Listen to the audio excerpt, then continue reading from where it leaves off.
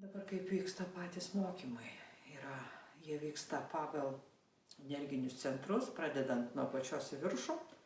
Vienas centras yra 2 paros darbo, per mėnesį vyksta vienas užsiėmimas su vienu centru.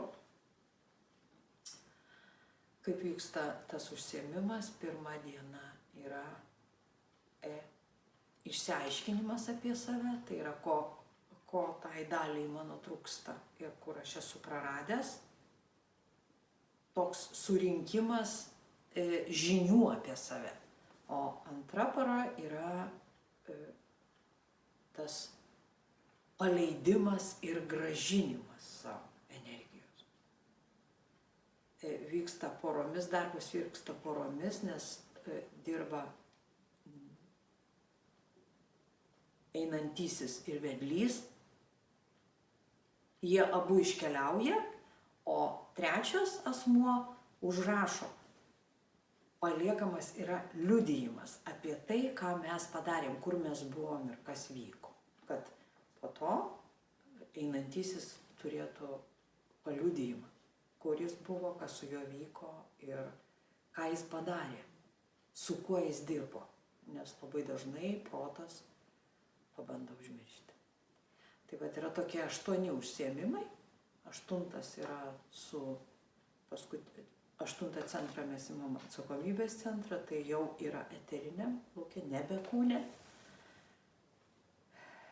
Ir taip dirbam iki gegužės. Labai gerai yra, jeigu per tą mėnesį žmogus gali leisti sau padalyvauti dar meditacijose, ateiti į grupinę terapiją, į astrodramą, pasitikrinti, kaip jis juda. Visos tos galimybės yra. Tiesiog mūsų mokykloje nėra nieko vienkartinio, viskas turi tęstinumą. Ir viskas turi sekantį žingsnį.